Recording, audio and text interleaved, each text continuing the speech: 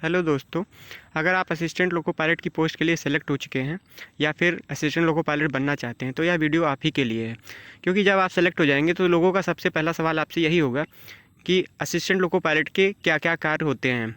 ठीक है, तो इस वीडियो में जो 2 या 3 मिनट की होने वाली है, हम यही डिस्कस करने वाले हैं कि एक असिस्टेंट लोको पायलट के क्या क्या कार्य होते हैं। दोस्तों, रनिंग स्टाफ में जितने भी कर्मचारी होते हैं उनके लिए सख्त निर्देश होता है कि आपको अल्कोहल या किसी भी मादक पदार्थ का सेवन नहीं करना है। क्योंकि जब ब्रीथ एनालाइजर टेस्ट होता है तो उसमें वो डिटेक्ट हो जाता है। और बीच बीच में ब्लड की भी सैंपलिंग होती रहती है, इसलिए कोई भी अल्कोहल या मादक पदार्थ का सेवन नहीं करना है। उसके बाद एएलपी को इंजन लेआउट की पूरी जानकारी होनी चाहिए।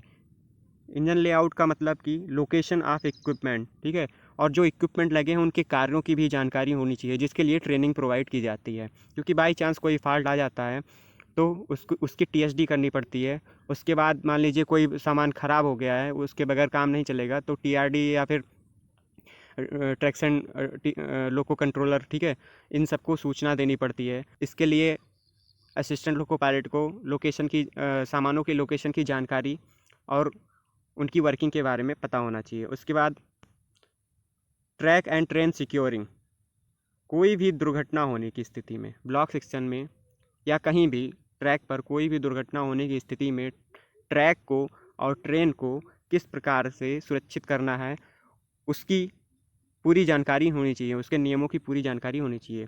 उसके बाद व्हिसल कोड आता है। व्हिसल कोड, कई तरह के व्हिसल कोड होते हैं, जैसे कि कोई दुर्घटना होने पर कौन सा व्हिसल कोड बजाना है, ठीक है, इमरजेंसी ब्रेक लगाने के लिए गार्ड द्वारा कौन सा व्हिसल कोड बजाना है, स्टेशन से चलने के लिए कौन सा व्हिसल कोड, इस तरह से व्हिसल कोड की पूरी जानकारी होनी चाहिए। उसके बाद फॉर्म बहुत तरह के होते हैं, कॉशन ऑर्डर होते हैं, प्रस्थान प्राधिकार होते हैं, इन सब की जानकारी होनी चाहिए। क्योंकि कॉशन ऑर्डर में ही स्पीड लिमिट वगैरह लिखी रहती है, तो इस तरह से कॉशन ऑर्डर फॉर्म की जानकारी होनी चाहिए। उसके बाद चलने से लोगों का चार्ज लेने से पहले असिस्टेंट लोको पायलट का काम है कि वह लोगों के अंडर ट्रक की पूरी ठीक तरह से जांच करे, और कोई भी कहीं भी संदेह होने पर या डिफेक्ट होने पर वह लोको पायलट को इसकी सूचना देगा।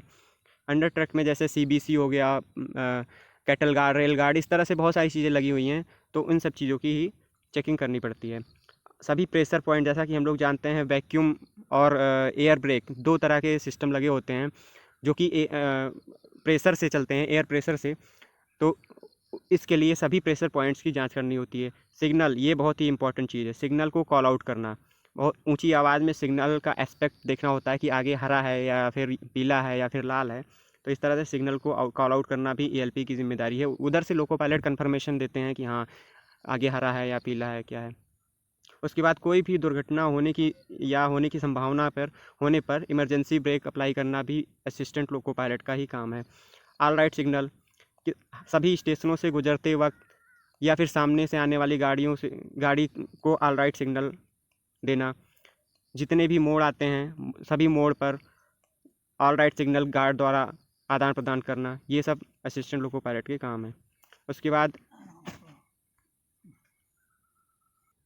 यात्रा के दौरान अगर कोई भी चीज़ ख़राब हुई है, कोई भी इक्विपमेंट ख़राब हुआ है, तो उसे रिपेयर बुक में एंट्री करके तभी साइन ऑफ करना होता है। तो इस तरह से आज हमने देखा कि असिस्टेंट लोको पायलट के कौन कौन से कार्य होते हैं। आपका कोई भी क्वेश्चन हो तो उसे कमेंट बॉक्स में ज़रूर पूछें, मैं उसका आंसर देने की कोशिश करूँगा। आई होप कि आप सभी को वीडियो पसंद आएगा, और पसंद आया हो तो प्लीज़ शेयर एंड सब्सक्राइब।